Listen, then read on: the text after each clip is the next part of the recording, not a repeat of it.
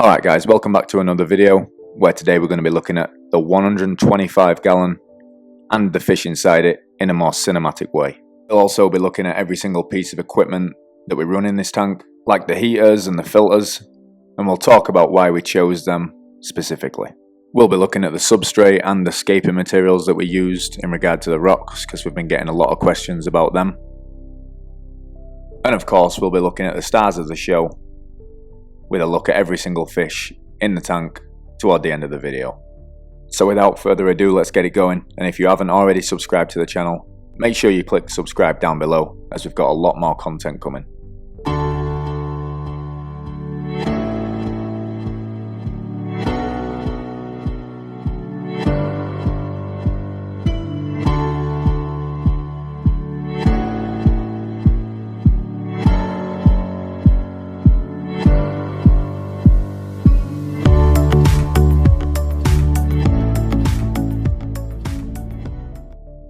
Alright, so as a lot of you know, this tank hasn't been set up long.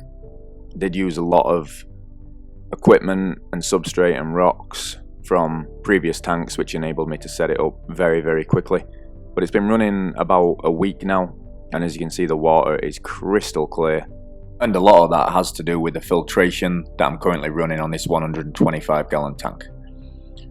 So as you can see from the outflows at the top of the water, we've got one filter flowing from the left hand side of the tank and another filter pushing water from the right side of the tank. These are two different brands of filtration, and the first one that we're going to look at is the FX6, which is the Lamborghini of canister filters. I got it for a deal at PetSmart, just had to have it, and the flow that comes out of this filter is pretty tremendous, and it really helps to circulate water throughout the tank so there's no dead spots. But it also helps to create oxygen in the water, which helps the fish breathe due to the amount of surface agitation that it's creating.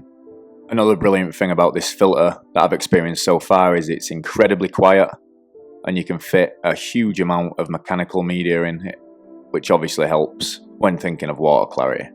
The second filter that you're looking at right now isn't quite as powerful, but that is a Sunsun 304B, and I just transferred that from my 55 gallon, and that just helps to add extra filtration to the tank, as that filter was completely seeded and full of beneficial bacteria.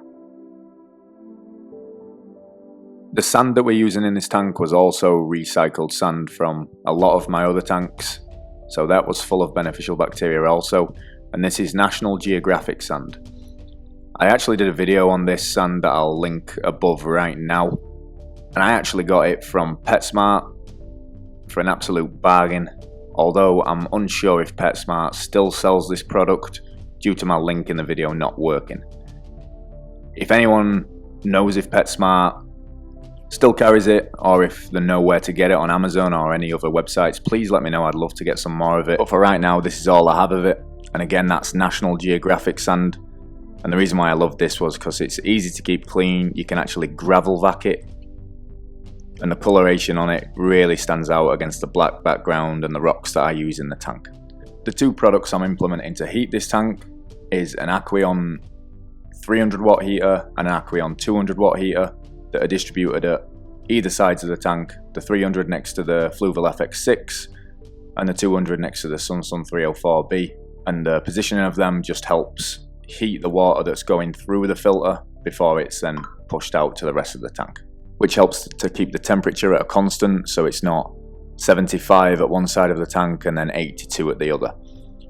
I keep every single one of my African cichlid tanks at a steady 77 to 78 degrees, and these two heaters really enable me to do that, and so far it's been working brilliantly. The last thing we're going to talk about is the rockwork of the tank, and as you can see, there's a fair few in here, although I'm probably going to add some more at some point. But these rocks are locally sourced rocks that I actually got from a golf course. So I'm unsure on the exact name of this rock, although I'm sure you could find something similar at a rock yard or local fish store in your area. The last thing we're going to talk about is lighting. And the fixture that we're currently implementing on this tank is my 4-foot current satellite freshwater LED fixture that I've had for about 3 or 4 years now. I will probably end up upgrading to a 6-foot fixture eventually, but for right now this is working fine. And overall this light is absolutely tremendous and really helps to lighten up the fish. And there's also a ton of customizable settings, which makes it really user friendly and fun to use when you're trying to figure out what lighting settings between the reds, the blues, the whites and the greens help make your fish look the best. I am planning to do a full breakdown review on this lighting, so stay tuned for that, as a lot of you have been asking about it for a while, so it's about time I do a review.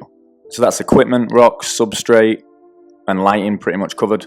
So now all we've got to do is throw some B-roll on, throw some music on, and advise you guys to sit back and enjoy as we look at some of these incredible African cichlids in full colour in this 6-foot long aquarium.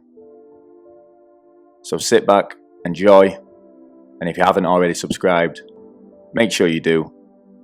Thanks so much for watching and supporting the channel, and be sure to leave a comment down below and let me know what you think of this tank and its inhabitants. We'll see you on the next one.